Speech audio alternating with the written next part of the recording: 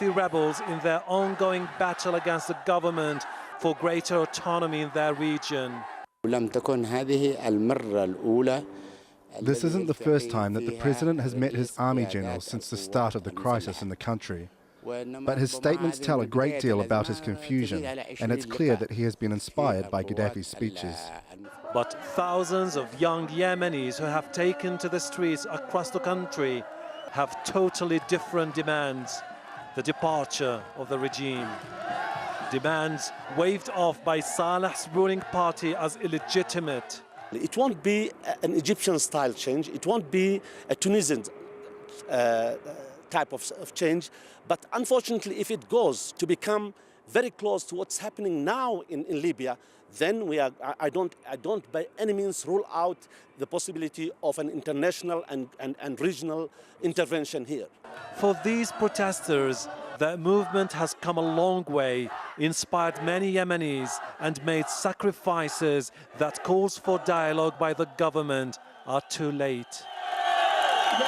But if the president is determined to cling to power, the opposition and the anti-government protesters say they will muster more men here in the capital and across the country to put an end to what they describe as an autocratic regime.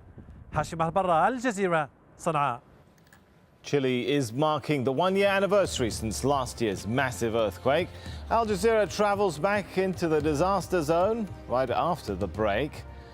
And Hollywood's A-list gathers in Los Angeles for the 83rd Academy Awards. So who's going home with an Oscar? We'll tell you in a few moments.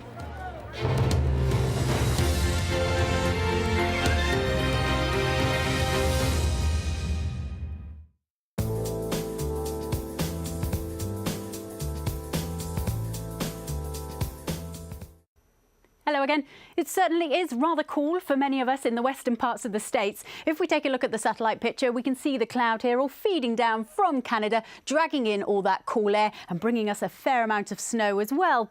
It's going to be another rather unsettled day for many of us as we head through Monday, and still not that warm. San Francisco there only getting to around 13 degrees. It's far milder towards the east. Look at the temperatures here. Atlanta up at 24 degrees, and that's 75 Fahrenheit. All of this rain, though, is pushing its way across us, and behind that it will turn a lot fresher. Now, a bit further south, there's plenty of sunshine for many of us, but not all of us.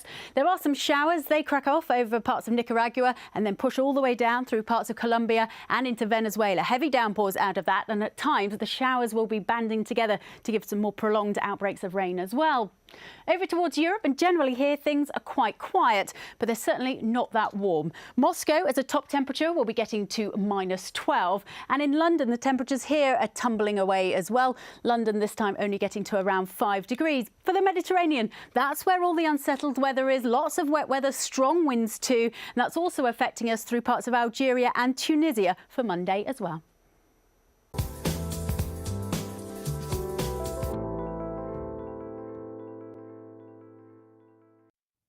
Afghanistan is faced with a huge challenge. Relations have gone really sour between us and our allies. We have inflicted considerable damage on the enemy. The people who make international headlines. Ultimately, the truth will out. They want to stop this publication of information that embarrasses them. Make time for Sir David Frost. Frost over the world. At this time on Al Jazeera.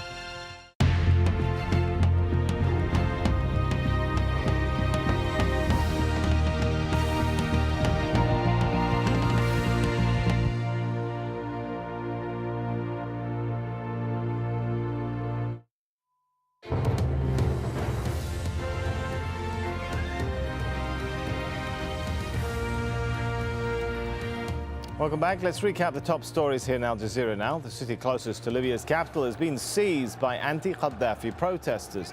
But demonstrators in a Zawiya believe Libyan troops on the outskirts are preparing a counterattack. Tunisia's interim prime minister has stepped down, and Baji Qaid Sebsi will succeed Mohamed Ghannouchi, who resigned on Sunday. It follows renewed violence in the capital, Tunis, prior to his departure. Opposition parties in Yemen say they plan to join anti-government protests in a bid to pressure the president to step down. This comes after President Ali Abdullah Saleh met his army generals as he tries to shore up his grip on power. And officials in Egypt have unveiled the first proposed political reform since the revolution. While they allow new political parties, restrictions on the participation of the Muslim Brotherhood have not been lifted. Anita McNaught reports now from Cairo. As emotions subside on Tahrir Square, the business of making change happen for all Egyptians has begun. The Egyptian constitution perpetuated the country's draconian emergency laws and consolidated power in the hands of the former president. This committee of legal experts was tasked by Egypt's temporary rulers, the military, with proposing reforms to 6 articles. They tackled 11. But one controversial paragraph remains untouched, Article 5, that prohibits parties with religious affiliations from standing in elections. One of the committee members is with the Muslim Brotherhood, the party most affected by this exclusion. Far from being concerned about the omission, he believes it was too contentious for them to touch. It's a flawed article, but we didn't want to amend any article that had an ideological dimension. We're leaving that to an elected committee. But political analyst Gamel Sultan doesn't think this law will pose an obstacle to the Muslim Brotherhood in the future. It is not about the text itself. It's about the context within which this text is going to be interpreted. And I think the current and the future context will be much more tolerant vis-à-vis the Muslim Brotherhood.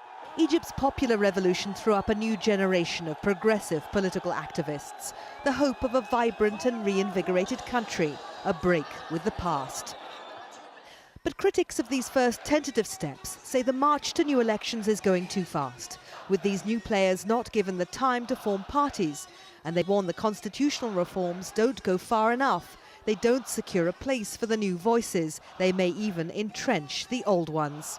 This is a system that is likely to create or to allow a bigger chance for the Muslim Brothers plus the NDP to dominate the new parliament. It looks like some sort of a deal is there, a sort of a deal at the expense at the new, modern, secular, social and political forces. The people of Egypt are impatient for change. If they find 6 months down the track that the revolution has merely delivered a new version of the old order, some of these people are going to be seriously disappointed. Anita McNaught, Al Jazeera, in Tahrir Square, Cairo. Dozens of men, women and children have been fleeing Côte d'Ivoire's main city despite the presence of UN peacekeepers. There's been more fighting between forces loyal to incumbent President Laurent Gbagbo and those who back opposition leader Alassane Ouattara.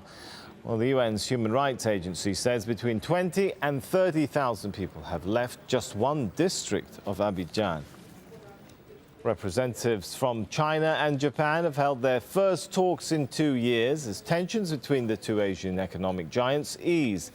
China's Deputy Foreign Minister met his Japanese counterpart in Tokyo to discuss issues ranging from security to the film industry.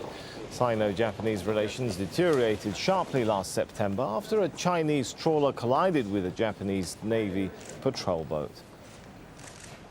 New Zealand's Prime Minister says 2 major earthquakes since September are likely to cost about $15 billion. Last week's quake in Christchurch killed at least 148 people. At least another 50 are still missing. Funerals are being held for some of the victims on Monday.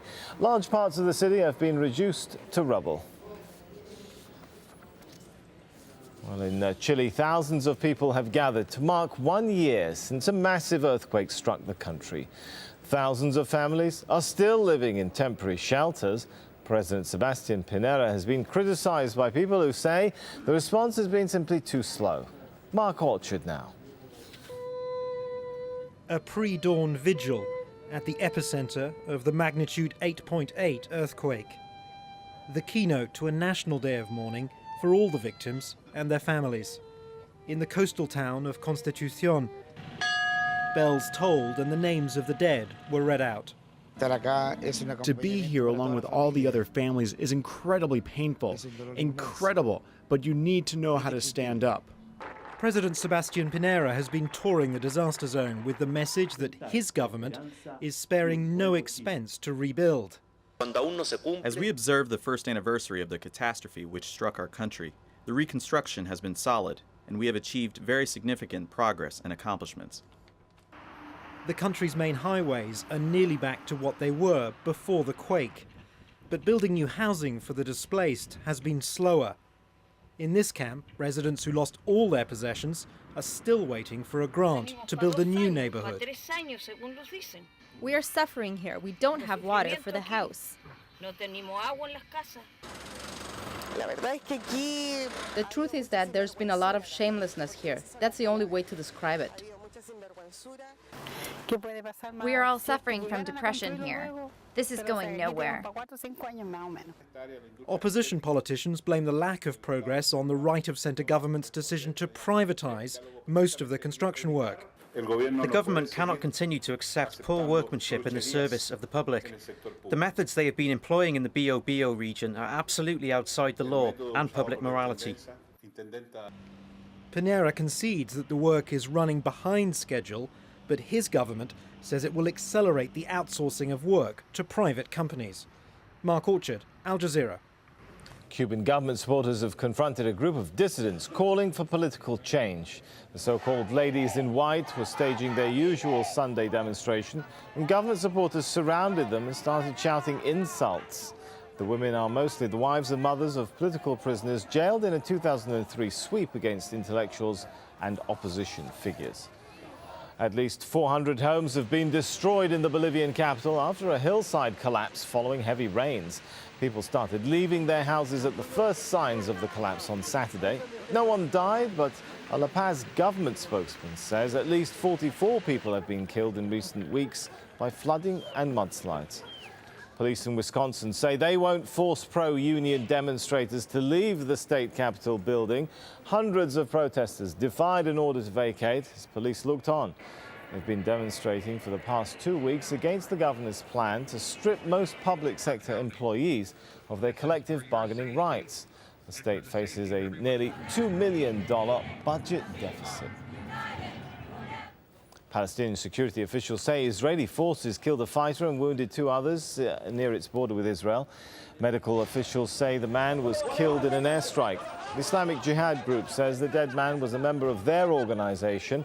An Israeli military spokeswoman is denying that the army launched an airstrike. And Hollywood's A-listers gathered for the 83rd Annual Academy Awards in Los Angeles. Besides being a celebration of the year's best films, the Oscar red carpet is also a must-see for the world's fashion industry.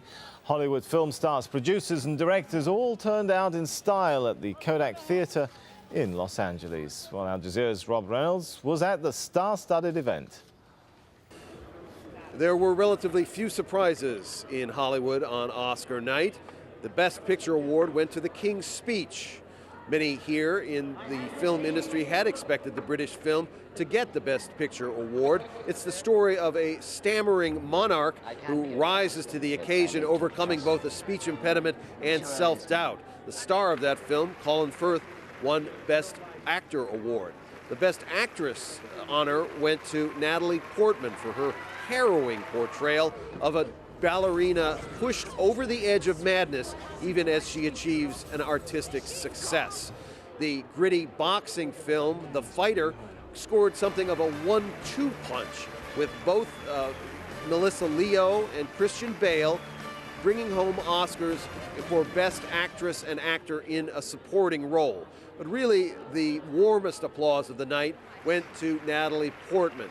She fell in love with the choreographer of the film Black Swan while on the set. The two of them are now expecting a baby boy in the spring. Rob Reynolds, Al Jazeera, Hollywood. And U.S. astronauts at the International Space Station are preparing for the first spacewalk of their mission. They plan to make repairs to the exterior of an orbiting lab. The crew arrived aboard the Space Shuttle Discovery on Saturday. While this is the last flight for Discovery, the shuttle is being retired after 39 missions over 26 years.